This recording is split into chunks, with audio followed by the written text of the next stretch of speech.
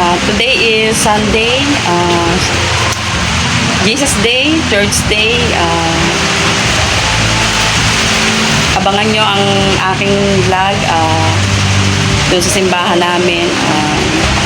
Nga pala, maaga ako umuwi ng palengke kanina. Nakapagluto na ako ng aming tanghalian dahil maagang simba namin ngayon. At iba yung pastor na mag-preach sa amin ngayon. At kaya maaga kami gawa ng may Santa Cena din. Mamaya update ko kayo sa simbahan. Thank you. So, itong Jerusalem. Huwag ko kayong tataka malakas ang boses ko. Kaya hindi ko galit. Lalo ko mamaya, baka magulaturan, malakas boses ka. Napisandali na lang. Ang Diyos makapagdilip sa umaga nito. Kahit po masamang panahon, pero hindi po hadlang ito. Hindi ito sagabal upang ikaw ay aming itanghal, purihin, sambahin sa Espiritu at katotohanan. At sa amin po pagbulay-bulay ng iyong mga salita, hiligin mo namin, Panginoon, ang karunungan ng wisdom na nagbubuhat sa iyo. At doon sa karunungan iyon ay amin pong magawaran at may-apply po namin sa pang-araw-araw namin pamumuhay ang mga pag-uusapan namin. Sa pangalan ng Panginoon Jesus, Amen. Meron ba itong pangalan Ambo? Ambo. May pangalan dito Ambo. Kasi kung isa sa kwento ko nakakapag Ambo isa na ako daw, si Ambo. Si Ambo. Nga na Ambo. Wala akong maisip na pangalan Siya po ay sumiba. Sumiba siya araw na linggo. Pagdating niya araw ng linggo, nagpapasimula na mag-Sunday school sa pastor. Ay, kung namin pinakwento ko nila. Pero dahil sa kanyang pagod, dahil sa nagdaang mga araw, nagdami niyang mga trabaho, hectic ang schedule ni Kuya Ambo.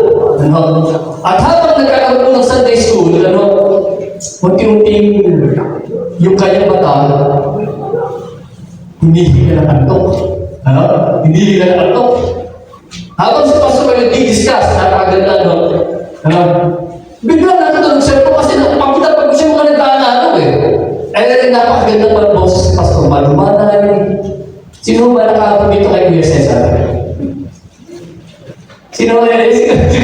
Si Kuya Cesar po, siya po ay mabagal magsalita. Tapos napakaganda ng boses.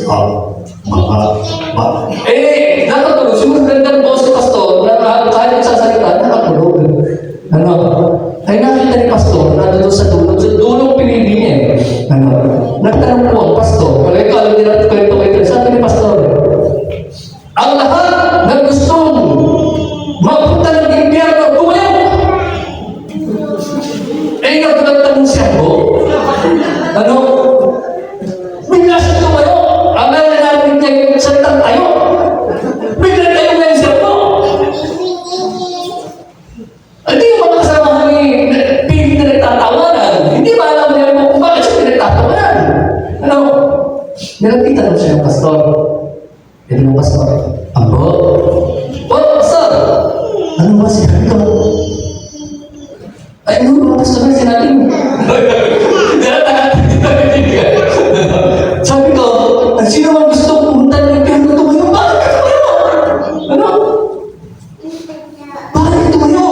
Gusto mo pumapunta ng impyerno? Sabi ng pastor. Ano yun? Nakaisip po ng pang-social ko. Saan niyo bro? Pastor, kaya ako tumayo, naawa mo ako sa inyo kasi nakatalindig kayo. Dalawang taon na lang. Dalawang tayo, pastor. Dalawang tayo.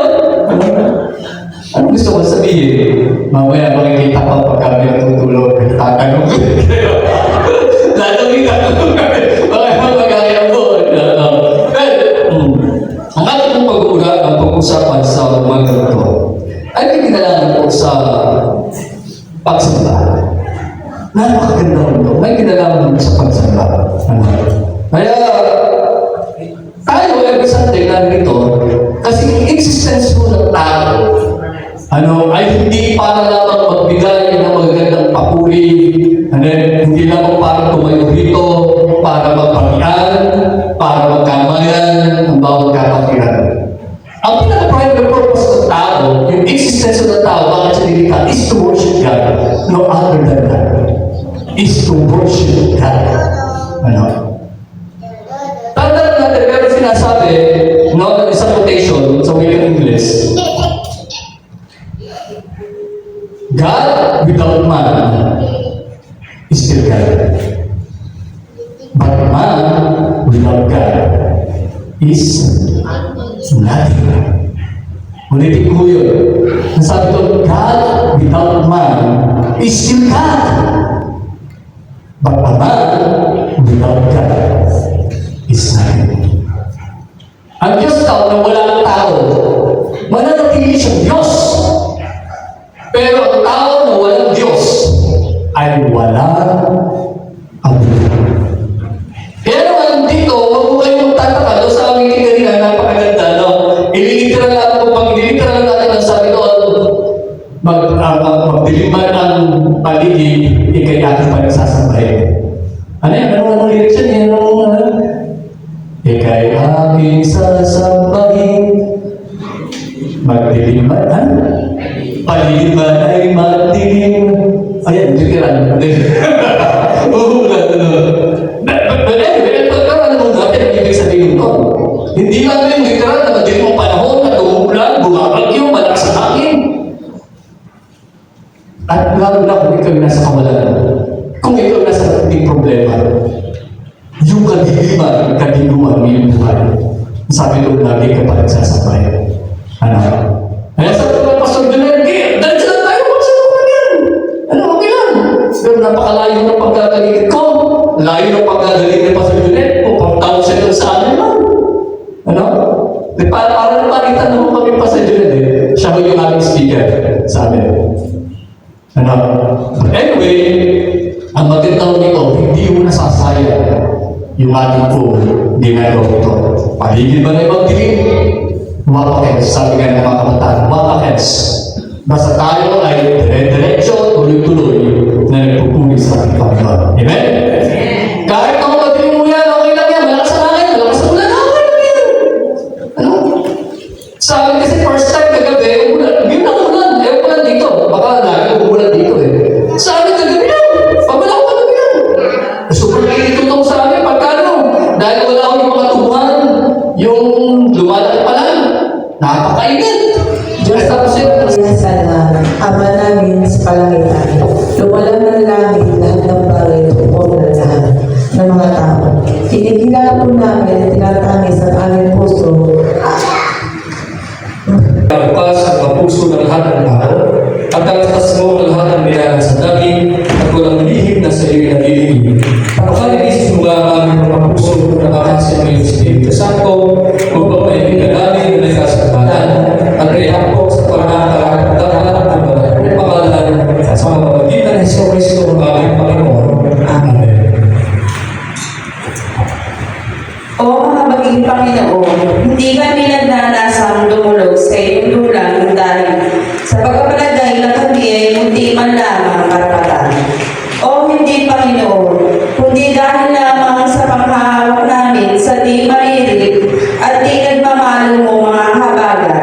Kami nga po hindi karapat-dapat kahit mamulot man lamang ng mga bumong nalalandag sa ilalim ng iyong dulang.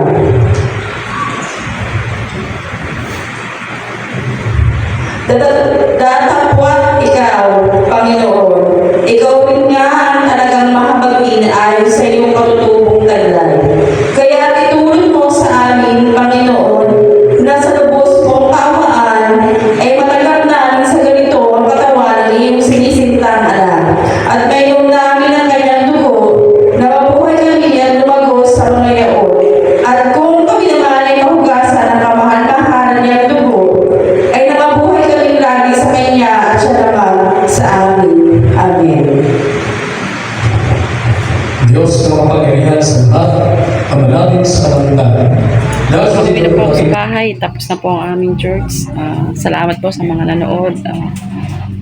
Nawa po ang bawat isa sa atin ay nagpag-church. Hindi man po ay alam ko po na kayo po ay mga nanalangin. Magpapasalamat. Salamat sa lahat po ng blessings na ating natatanggap. Maraming salamat po. Pagpalain po ang bawat isa sa atin. God bless po. Ingat po ang lahat. Thank you po.